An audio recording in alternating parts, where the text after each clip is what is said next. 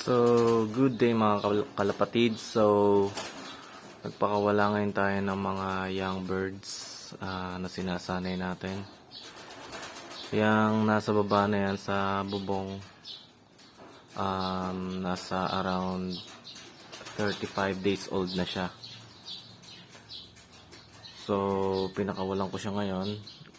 Ang oras natin ay 3:31 PM. So, titingnan natin kung pipitik. So, ganyang edad, hindi pa masyadong mahaba yung dulo ng bagwis niya. So, magandang pagsasanay yan para maiwasan din yung pag-overfly ng kalapate na yan. Yan. So, ang bloodline niyan, MacArthur finisher yung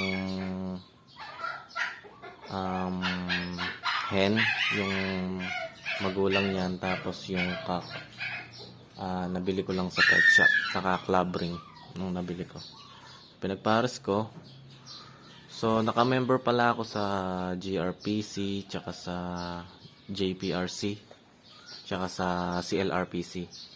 So maglalaro ako ngayon kasi dati nagtrabaho ako sa Manila. Ngayon bumalik ako sa pag-iibon. Ayan, lumilipad-lipad na siya. Medyo mataas na rin siyang lilipad. Ayan, yung isang bluebird umalis na. Itong isa na to, sa tingin ko hindi pa to roronda kasi masyado pa siyang bata. So mamayang mga alas 5 magpapakain na rin tayo ng ibon.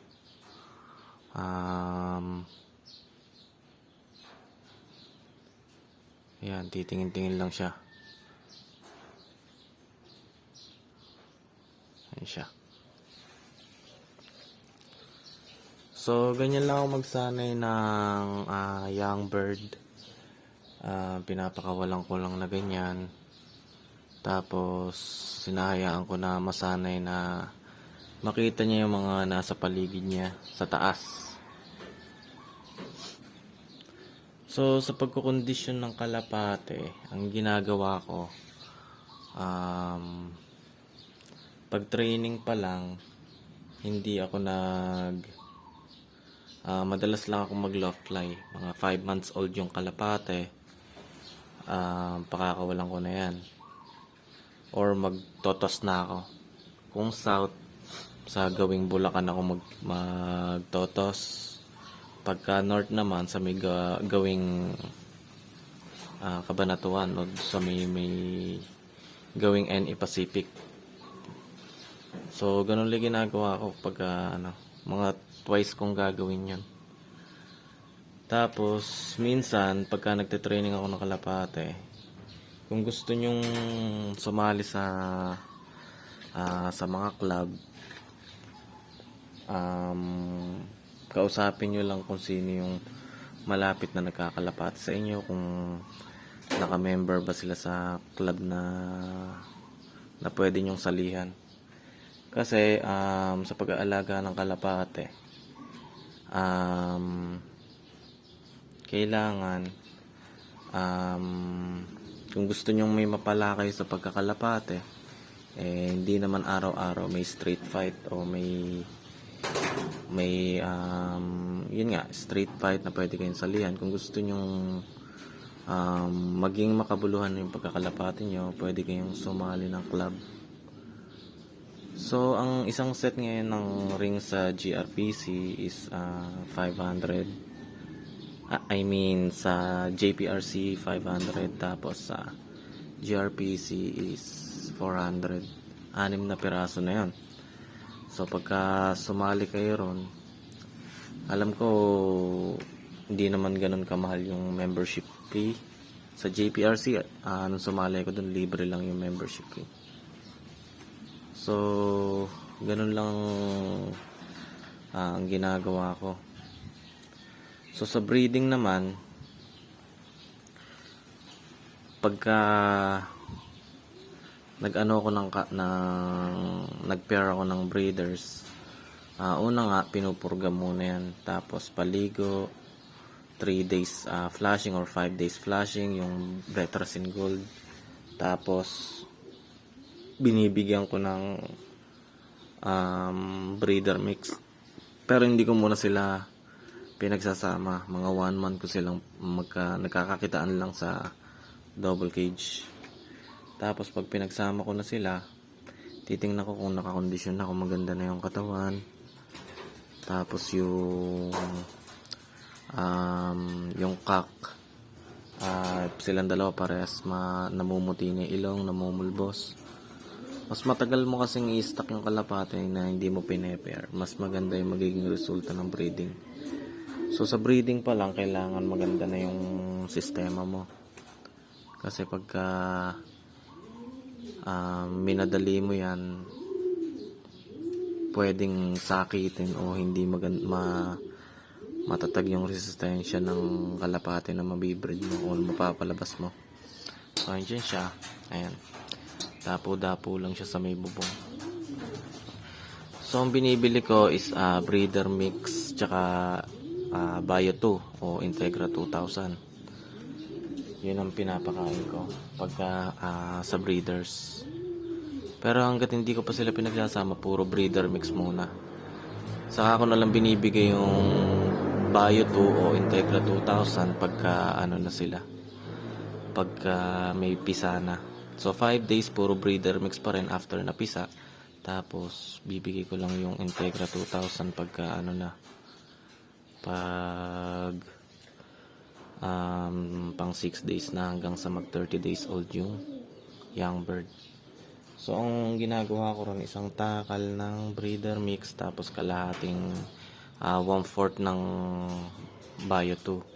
So, every week, ina-adjust ko yun. Kalahati na ng Bio 2, tapos kalahating takal ng breeder mix. So, hanggang sa pag umabot na sila ng mga edad na sa 20 days old na, hanggang sa masanay na silang kumain ng breeder mix, unti-unti kong inaalis yung Integra 2000. So tatansyahin nyo lang kada takal. So mga 2 takal ng breeder mix tsaka 2 takal ng Integra 2000 pag mga nasa 20 days old na sila, ganun. So, yung mga kalapati ko ngayon, rumoronda pa sila. Maaga ako nagpakawala Tanghaling mga hapon na yata, 3:30. Etong nakakawala. Sinasanay ko na rin siya na umistambay dyan para kung sakali na lumipad siya sa malayo, makakabalik din siya sa akin. So, ang problema ko lang dito sa mga kalapati ko na to, ayan, nakikita nyo nakabukas yung kulungan sa baba, yung release door nila. Ang problema ko dyan, pag pinaronda ko sila, hindi sila pumapasok dito sa may mismong trapdoor nila dito. Doon sila pag rumonda sila, dyan sila nasasanay pumasok sa may baba. So, minsan naman din pagka pumapasok sila dyan, ang ginagawa ko, ginugutom ko minsan, tapos dyan sila pumapasok, pero hindi consistent. So para sa akin okay naman na din na kahit dyan sila pumapasok, as long as bumabalik naman sa akin yung ipon, okay na din yun.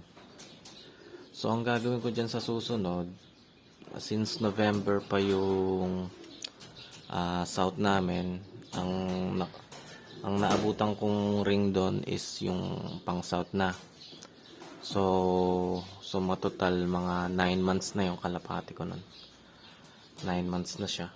9 months na sila na yung age nila. So pagka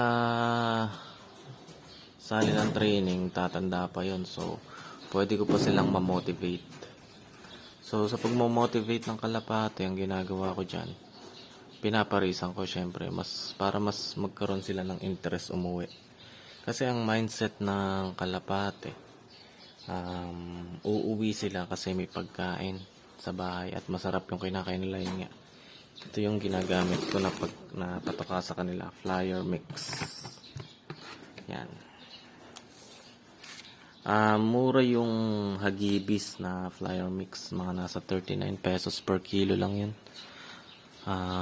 Bumibili ako dun sa may gawing Mambangnan sa kay John Dennis. 39 pesos lang yung flyer mix dun. Tapos, kung gusto nyo rin na Nutrena o kaya yung Kalapatids flyer mix, maganda rin yun. So, yan lang yung ginagamit ko. Minsan, ang ginagawa ko, nilalagyan ko ng, pag kumuha ako ng flyer mix, nilalagyan ko ng, ng probiotics. Tapos, pag hinaluan ko, nilalagyan ko nitong, pink mineral. Ito, medyo mahal. Yan. Maganda siya sa breeders, tsaka sa mga flyers. Yan, ganyan yung itsura niya. May nabibili rin na tingi-tingi. Doon din kila John Dennis sa Mambangnan. Mura lang yung patoka doon, tas malilinis. Magaganda yung quality ng seeds nila. Kaya minsan pag madalas kasi nandito lang ako sa bahay. So, ang ginagawa ko, doon ako bumibili. Binibisikleta ko lang. Okay, so sa pagkakalapati naman sa mga newbie, ang mapapayo ko lang is tiyagaan lang talaga. Kung naisipan nyo lang magkalapati dahil nagustuhan nyo lang o trip nyo lang na may rumoronda-ronda dyan sa inyo, lumilipad-lipad, I highly suggest na bumili na lang kayo sa may pet shop. So, kung taga San Leonardo kayo o taga Gapang kayo, meron dong pet shop na malapit. Pwede nyong bilan ng, I think 100 pesos lang yata. May nabili nga ako dun, 75 pesos lang na ibon. Galing sa pet shop. So, ginawa kong seater. Tapos, kung bibili naman kayo kung gusto nyo sumali naman sa race, syempre, pumili na kayo ng kalapate na maganda yung bloodline. O kaya yung magulang, o kaya yung may history yung magulang na nanalo na. Syempre, ang binabasihan ko sa kalapate, yung race result ng magulang o kaya nung mismong binili kong ibon. Syempre, may mga magsasabi sa inyo na maganda tong kalapati na to, nanalo na to. Hindi ako bumabasa sa ganun. Kailangan nakita ko yung mismong race result ng kalapate at yung sa internet, chinecheck ko yun. Chinecheck ko rin yun para ma-sure na yung kalapating binili ko is legit. Tapos pumupunta rin ako sa mga kakilala kong fanciers na nanalo. Halimbawa, nanalo ng summer o kaya nanalo ng south or north. Pinupuntahan ko yun. So, yung mga nangangalapate rin. Meron kasi mga nangangalapate na pang-alaga lang o gusto lang nila may nakikita dyan na pero pag sinali nila sa karera yon, hindi sigurado na mananalo. Kasi nga, walang bloodline yung kalapate. So, sa pagbuo ng lineup nyo sa pagkakalapate, huwag nyo titipirin yung pagbili nyo ng kalapate. Kung as much as possible, kapatid nung nanalo, magulang nung nanalo, kahit naman hindi yung mismong nanalo na kalapate yung bibili nyo, at least yung kapatid o may related dun sa nanalo na kalapate. So, sa ganung paraan, mapapamura kayo o mas makakamura kayo na sa pagbili ng kalapate na bibili nyo. So, yun lang naman yung maia-advise ko sa inyo ngayon. Yun nga, pagkakalapate, pag nag-breed ka, mga 6 months. Mga 6 months mong aalagaan yan. So, 6 months mong pakakainin. Vitamins din.